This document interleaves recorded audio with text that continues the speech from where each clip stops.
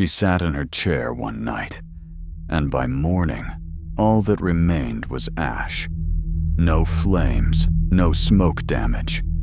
Just Mary Reeser, reduced to nothing. The world would remember her as the Cinder Lady, and we're about to find out why. Welcome to Mystery Shack, your home for the dark, the bizarre, and the unexplained. Stay with me, because the deeper this case goes, the more impossible it becomes, until one final detail that will make your skin crawl.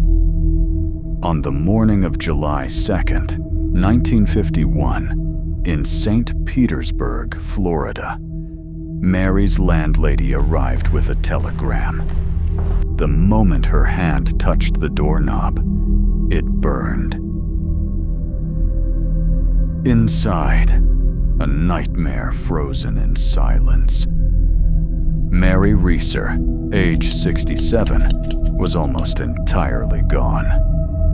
Only her left foot remained, still slipped neatly inside a blackened slipper.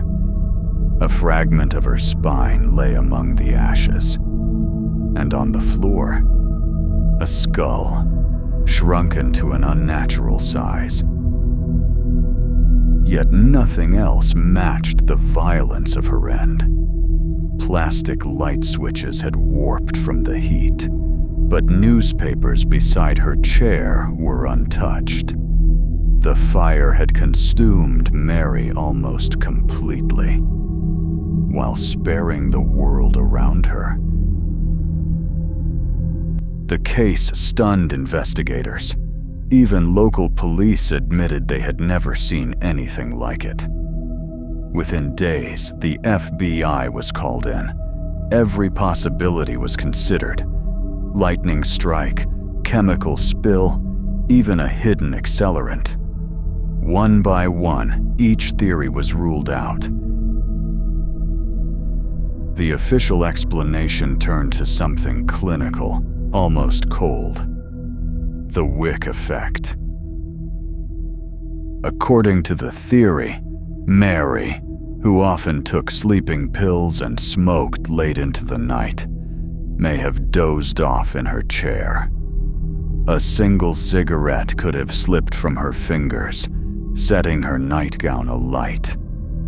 Once her clothing caught, her body itself became the fuel. Human fat, investigators explained, behaves like candle wax. When heated, it liquefies and seeps into nearby fabric. That fabric becomes a wick, drawing the flame downward into the body instead of outward into the room. A slow, smoldering burn, relentless, but strangely contained. That, they argued, is why Mary was reduced almost entirely to ash, while her surroundings, newspapers, furniture, even the walls, remained untouched. A fire that fed only on its victim.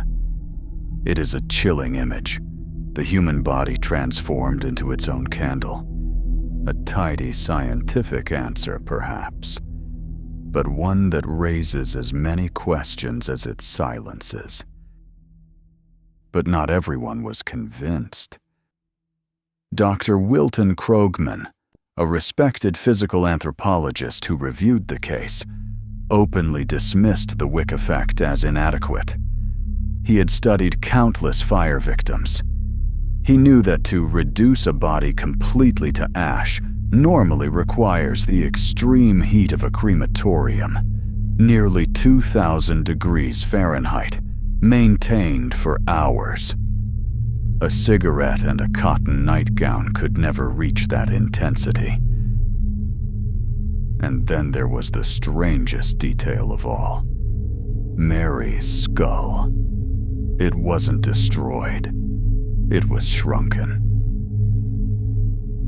In normal fires, skulls do the opposite. They expand, crack, sometimes even explode under pressure. But here, investigators described something small, almost childlike. Krogman himself admitted, "I find it the most puzzling thing I have ever seen." To him, the contradictions were impossible to ignore. If the fire burned with crematorium-level heat, why were newspapers only inches away left perfectly intact? Why was the rest of the chair still recognizable? The walls unscorched, the apartment barely touched. The evidence seemed to be mocking the science. A body destroyed to ash, a skull that defied nature, and a room that looked almost ordinary. The science offered an explanation, but the scene itself whispered something far stranger. This is where the case crossed into legend. Almost immediately, Mary Reeser's death was linked to one of the most controversial mysteries in history: spontaneous human combustion.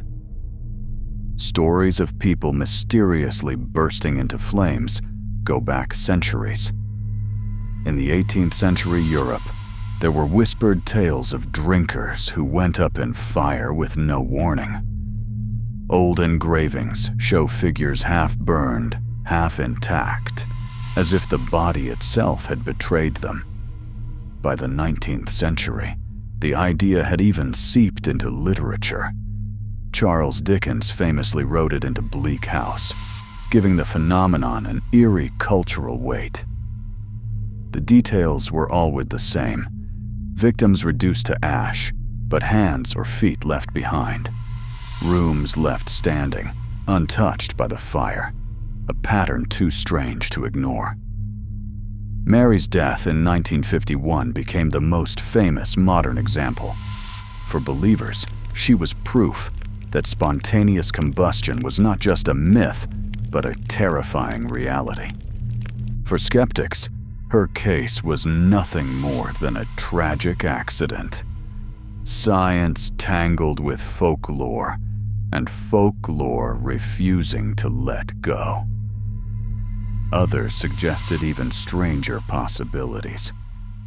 Some whispered about ball lightning, a rare and violent surge of electricity that could have entered her apartment and set her alight. Others turned to the paranormal: pyrokinesis, the supposed psychic power to summon fire from the mind alone. And then there were those who saw her death as punishment, divine fire, falling only on its chosen victim. But none of these ideas could ever be proven. And with most of the evidence reduced to ash, the truth of what happened to Mary Reeser may remain forever out of reach. Mary Reeser's death remains one of the strangest puzzles in forensic history. Science offers theories, but the evidence still whispers something darker. If you want more stories like this, the unexplained, the chilling, the impossible, make sure you're subscribed to Mystery Shack. And don't stop here. There's another mystery waiting for you in the next video.